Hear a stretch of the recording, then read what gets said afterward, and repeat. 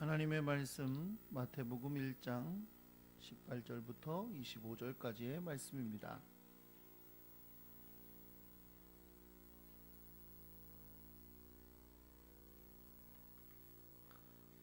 신약 성경 맨 앞에 있는 마태복음 1장 18절부터 25절까지 말씀을 우리 함께 교독하겠습니다.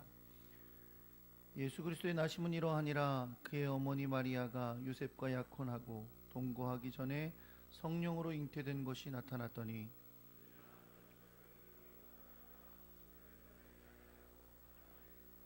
이 일을 생각할 때에 주의 사자가 현몽하여 이르되 다윗의 자손 요셉아, 내 아내 마리아 데려오기를 무서워하지 말라.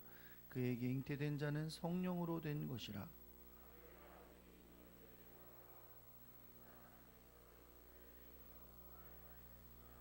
이 모든 일이 된 것은 주께서 선지자로 하신 말씀을 이루려 하심이니 이르시되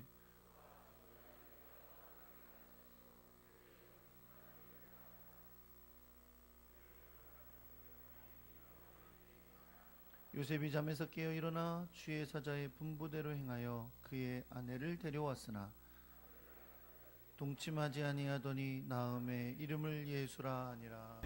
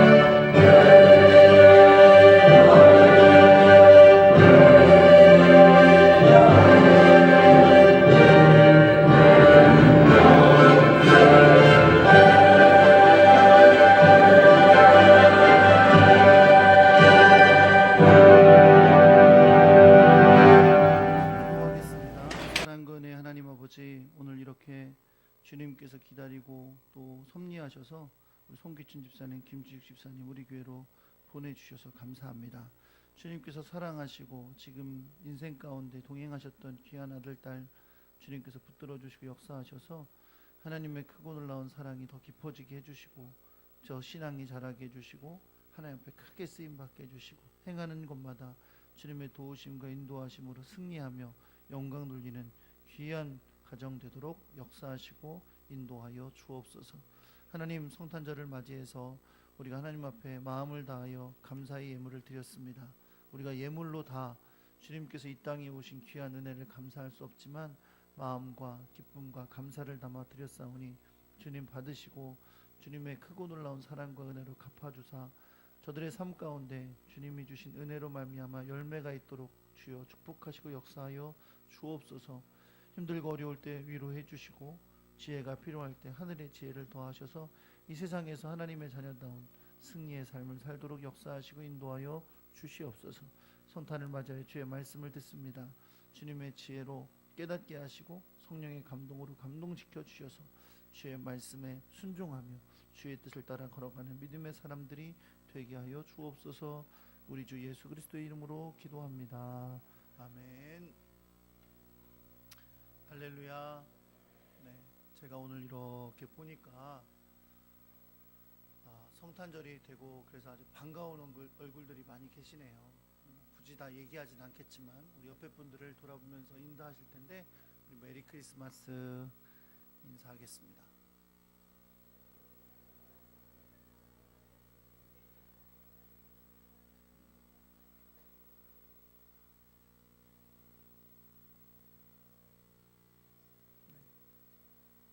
한번 따라해 보실까요? 우리와 함께 계시러 오신 예수님. 저희 어머니께서 우리 둘째 아이인 예인이가 원래 예정일보다 좀 일찍 태어나는 바람에 아기가 태어난 다음에 미국에 오셨어요. 그래서 막 부랴부랴 오시느냐고 비행기표를 아마 급히 바꿔서 급히 오셨겠죠. 저희가 살던 곳이 켄터키주의 렉싱턴이라는 도시 근방이었는데 이제 뭐 그 근방에 아주 시골에서 살았습니다. 학교가 시골에 있었으니까. 그런데 뭐 예인이가 태어난 곳은 그 렉싱턴의 켄터키 주립대학의 병원이었습니다. 사실 이제 어르신들이 미국에 올 때에 큰 도시로 가는 건 어렵지가 않습니다. 왜냐하면 뭐 한국 비행기들이 다 가니까, 그렇죠? 한국 사람들이 다 승무원이고 뭐 한 사람들이 다 오니까 어렵지 않은데 사실 미국에서 또 다른 도시로 가는 건 사실 어려운 일이에요. 왜냐면 거기부터는 한국 사람들이 거의 없고 미국 비행기를 타고 와야 되니까. 근데 이제 한국 비행기들은 대부분 목적지에 도착할 수 있도록 서비스를 해줍니다. 부탁을 하면, 어르신들을 위해서 부탁을 하면 서비스를 해줘요. 그래서 무사히 도착은 하셨어요. 근데 문제는 이제 가실 때가 문제인 거예요. 가실 때도 큰 비행기가 있는 큰 도시로 가셔서 한국 비행기를 타시면 간단하지만 사실 그럴 수가 없으니까 이제 미국에 있는 작은 공항에서 비행기를 타시고 가셔야 되는 거죠. 근데 너무 걱정이 되잖아요. 왜? 한국말만 잘하시니까.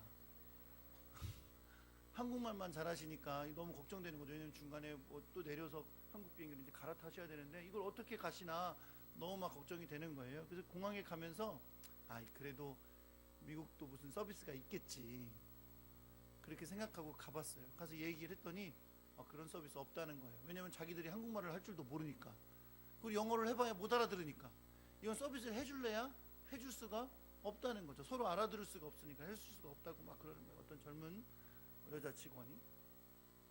근데 우리는 막 얘기를 했어요. 어떻게 올 때는 해주는데 갈 때는 못 해준다, 이게 말이 되냐, 어떻게 좀 해줘라. 그랬더니 나중에 이제 조금 높아 보이는 남자가 왔어요. 오더니 탁탁탁탁 컴퓨터를 막 두드리더니 됐다고, 해줄 수 있다고 그러더라고요. 그래서 우리 어머니 목에 뭐 이렇게 뭘 걸어줬어요. 딱 명찰 달린 걸 걸어줬어요. 뭘 해고 해줄 수 있다고 명찰을 뭐라고 써줬나고 들여다봤더니 언어 장애라고.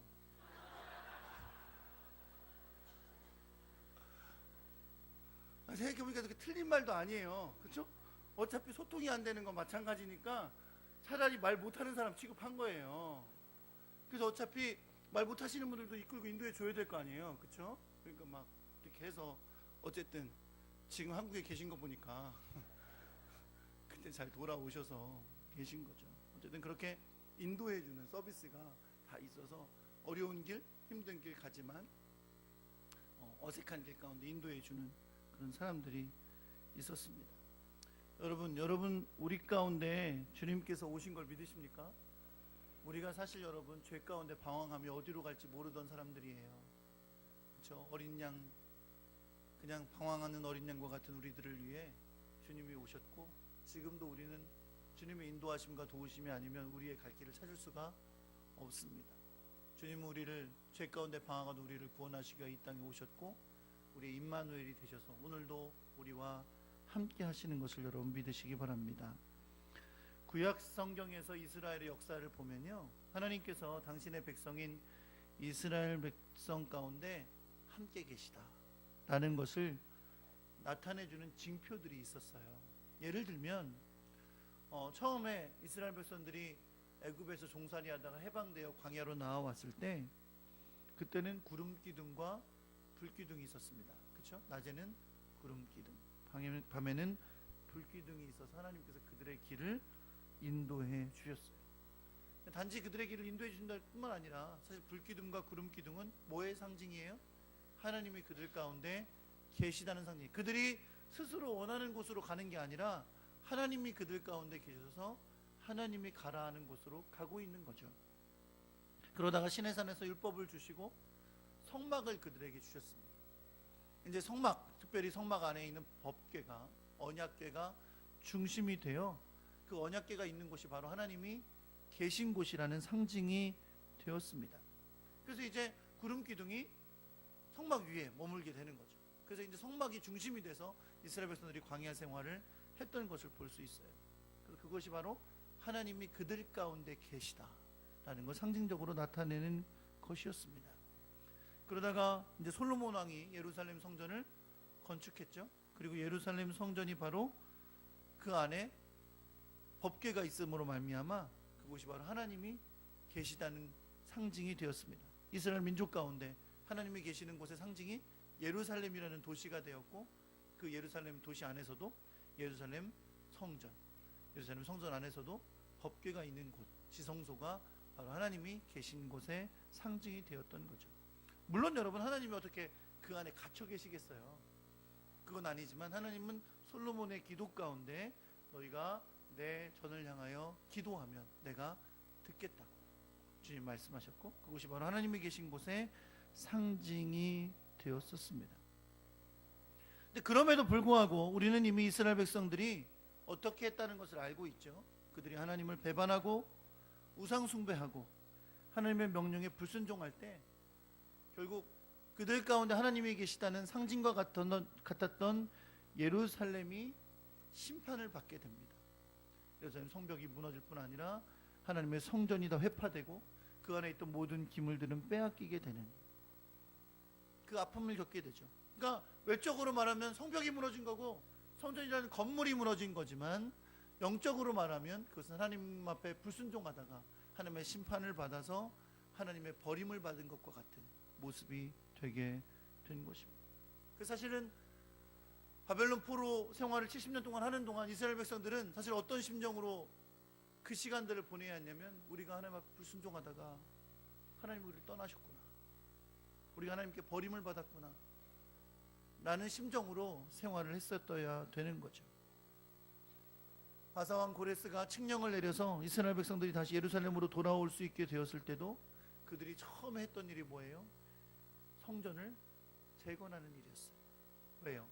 외적으로만 재건하는 게 중요한 게 아니고 하나님과 이스라엘 백성과의 관계가 중요한 거고, 이제 더 이상 하나님을 떠나서 사는 삶을 상상할 수도 없기에 그들은 하나님의 성전을 재건하고 그들 가운데 하나님이 계시기를 소망했던 것입니다. 사랑하는 성도 여러분, 이스라엘 백성을 택하시고 그들의 하나님이 되어주신 여호와 하나님께서 그들에게 행하신 매우 중요한 특징이 바로 이겁니다. 다른 어떤 우상들과는 비교할 수도 없는 매우 중요한, 하나님께서 당신의 백성들과의 관계 속에서 행하시는 아주 중요한 하나님의 특징은, 하나님은 그들 가운데 계시다는 겁니다. 하나님은 그들에게 찾아오라고 말씀하시는 것이 아니라 그들 가운데 계셔서 그들의 하나님이 되시고, 그들은 하나님의 백성이 되어서 하나님과 동행하며 하나님의 인도하심을 받는 것이 하나님께서 당신의 백성을 다루시는 원칙이고 방식이라는 거죠. 그런데 중요한 건 뭐예요? 그 함께 하심의 상징과 같은 그것을 하나님 앞에 불순종하다가, 범죄하다가 빼앗기고 부서지고 넘어지게 되는 일이 너무나 많이 있었다는 겁니다. 사랑하는 성도 여러분, 오늘 우리는 이 성탄절 아침을 맞이하여 오늘 본문의 말씀을 통해서 당신의 백성들 가운데 오신 하나님을 만나시게 될 수 있기를 우리 주 예수 그리스도의 이름으로 축원합니다. 하나님은 당신의 백성들을 구원하시기 위해 부서지지도 빼앗기지도 무너지지도 않을 놀라운 계획을 세우셨어요. 지금껏 이스라엘 백성을 택하시고 그들 가운데 계시면서 그들의 하나님이 되셨고, 그들은 하나님의 백성이 되는 복으로 함께하여 주셨지만, 그들이 하나님의 말씀에 순종하지 못하고 우상을 숭배하고 하나님의 말씀을 불순종하며 살다가 날마다 하나님의 상징과 같았던 성전이 무너지고 성벽이 무너지고 성막을 빼앗기고 법궤를 빼앗기고 하는 일들을 그들이 경험해야 했지만, 이제 하나님은 그들을 회복시키시고 다시는 빼앗기지 않을, 다시는 무너지지 않을, 다시는 넘어지지 않을 그 약속대로 우리 가운데 오신 것을 여러분 믿으시기 바랍니다. 마태복음 1장 18절의 말씀은 예수 그리스도의 나심의 역사를 밝히면서 시작하고 있습니다. 그리고 그 역사는 바로 하나님이신 그리스도께서 한 남자와 한 여자의 정혼 관계 가운데 오셨다는 것을 보여줍니다. 다시 말하면 이런 얘기입니다. 한 남자와 한 여자가 있어요. 이스라엘이란 유대인들의 문화 가운데서 이 두 사람은 정혼을 했습니다. 약혼을 했단 말이에요. 사실은 이 약혼은 결혼과 같은 거예요. 단 그들의 문화상 1년 동안 같이 동거하지 아니하고 떨어져 있는 시간이 있는 겁니다. 1년이 지나면 이제 두 사람은 부부가 되어 같이 동거하게 되는 거죠. 이렇게 한 남자와 한 여자가 정혼한 관계 가운데 있었는데, 이 세상에서 행해지는 이 정혼의 관계 가운데 하나님의 아들, 그분이 하나님의 아들 그리스도가 그들 가운데 오셨다는 겁니다. 나사렛이라는 작은 동네에 살고 있던 요셉이라는 남자는 마리아라는 여자와 이미 약혼을 했습니다. 1년 동안 이제 시간이 지나고 나면 두 사람은 이제 동거를 시작하는 결혼 관계가 되는 거죠. 사실 이미 법적으로는 이 두 사람은 부부의 관계입니다. 당시 사람들의, 유대인들의 삶의 형태였던 거죠.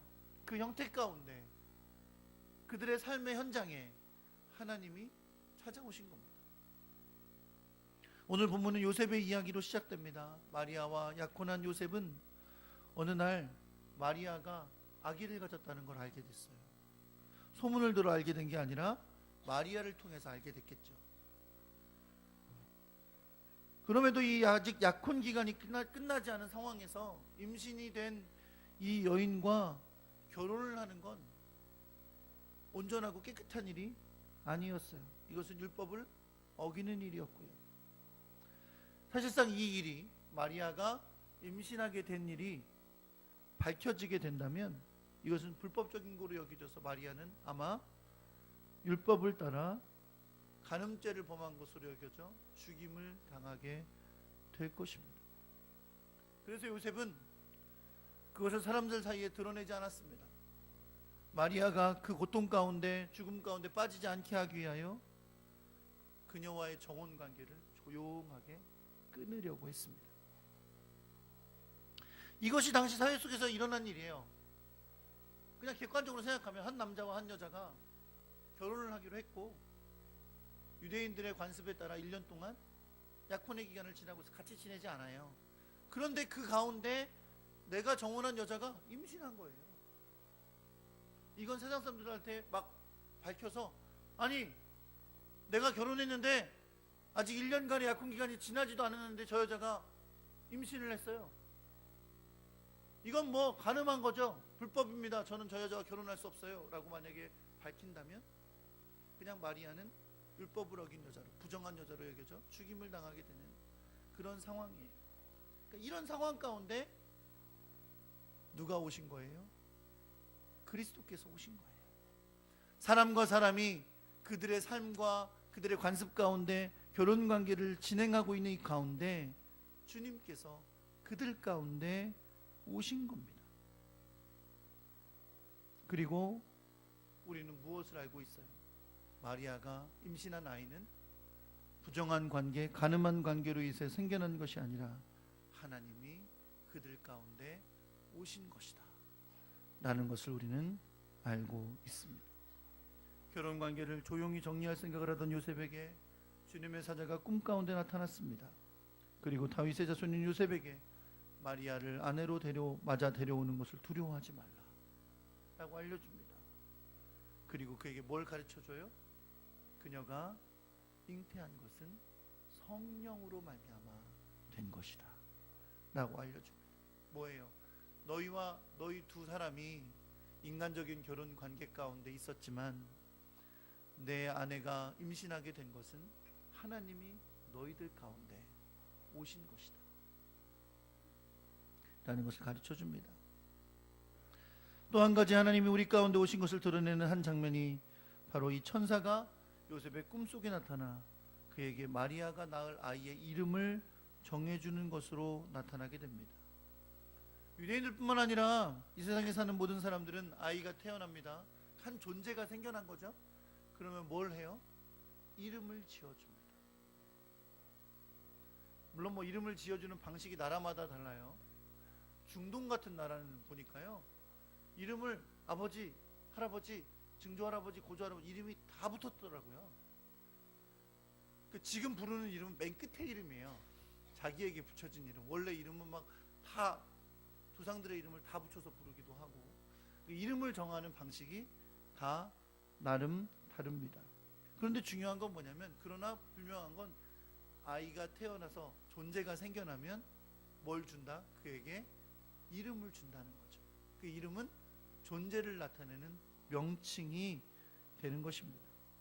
이제 우리들 가운데 오신 하나님인 그 아기에게도 이제 육신으로 태어나니까, 아기가 태어나면 이제 뭘 줘요? 이름을 주게 되겠죠. 그 이름을 주게 될 것인데, 그 이름을 바로 뭐라고 하라고요? 예수라고 하라고. 다른 아이들 다 태어나면 이름을 주듯이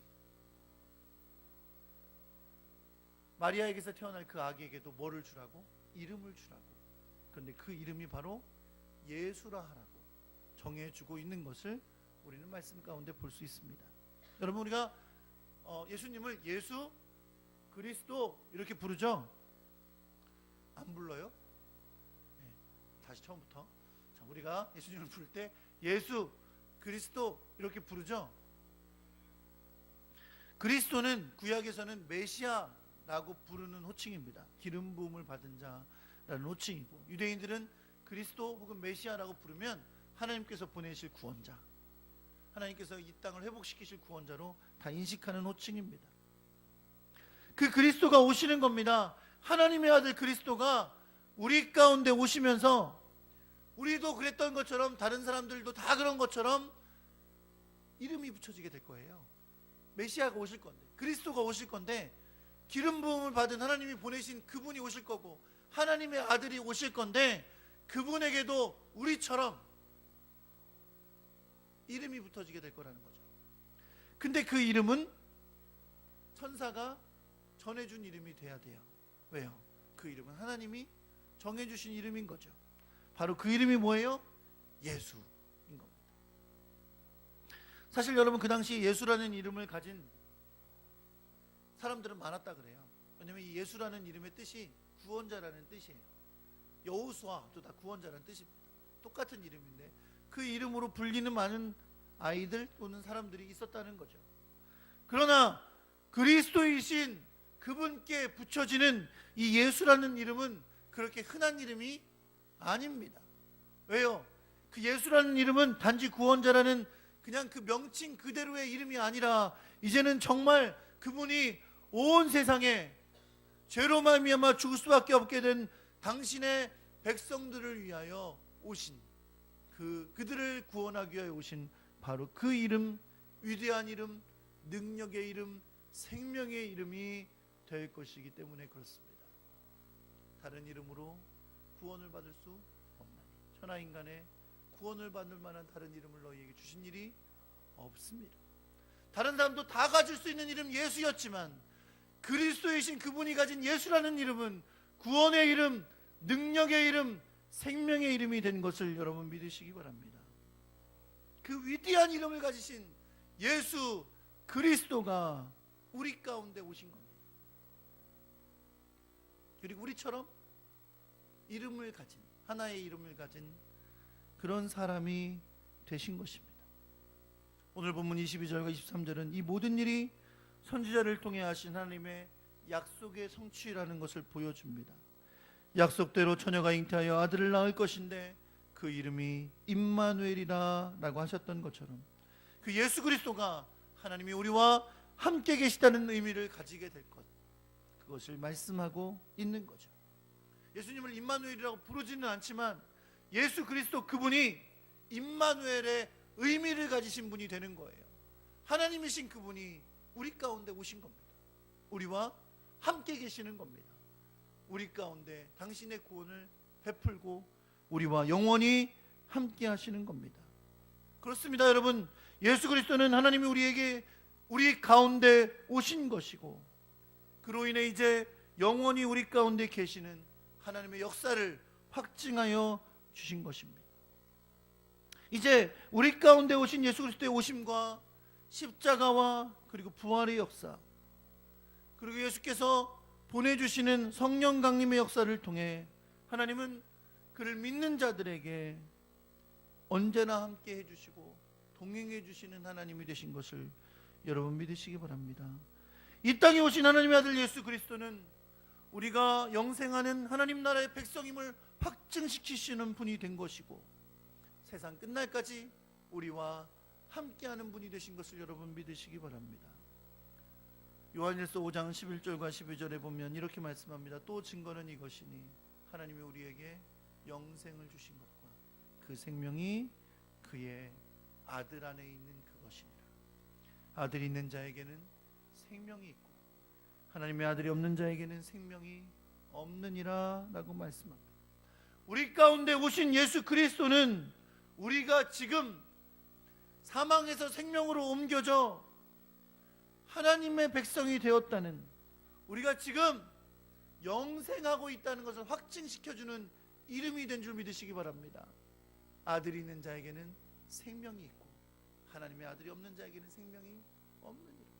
여러분과 저에게 예수 그리스도의 영이신 성령이 함께하고 계시다면 우리는 지금 영생하고 있다는 보증이 된 것을 여러분 믿으시기 바랍니다. 또한 마태복음 28장 19절에서 20절에 보면 예수님은 우리에게 모든 민족을 제자 삼으라는 사명을 주십니다. 너희는 가서 모든 민족으로 제자를 삼아 아버지와 아들과 성령의 이름으로 세례를 주고 내가 너희에게 분부한 모든 것을 가르쳐 지키게 하라. 볼지어다 내가 세상 끝날까지 너희와 항상 함께 있으리라. 다시 정리하면 이렇습니다. 이 땅에 오셔서 우리와 함께 하시는 예수 그리스도는 그를 믿는 모든 하나님의 백성들이 이미 시작된 하나님의 나라에서 영생을 누리며 살도록 그 아들의 영의 임재로 확진시켜 주신 줄 믿으시기 바랍니다. 그리고 동시에 우리가 다시 오실 주님을 만날 그날까지, 세상 끝날까지 우리에게 맡겨진 사명을 감당하도록 그날까지 우리를 떠나지 아니하시고 영원히 함께하여 주실 것을 여러분 믿으시기 바랍니다. 하늘 영광을 버리고 말구 위에 나신 예수 그리스도, 그분은 그때만 우리에게 오셔서 함께 하셨던 것이 아니라 주님을 만나는 그날까지 우리와 함께하여 주실 것입니다. 그리고 영원히 우리를 당신의 나라에 데려가시기 위해 다시 오실 것입니다. 여러분과 제가 언제나 우리와 동행하시고 지키시고 인도하시는 우리에게 오신 주님으로 인한 참된 복을 누리고 하나님 나라의 백성으로서의 삶을 우리에게 주신 사명을 감당하며 주님이 다시 오실 때까지 살아가는 믿음의 사람 될 수 있기를 우리 주 예수 그리스도의 이름으로 축원합니다.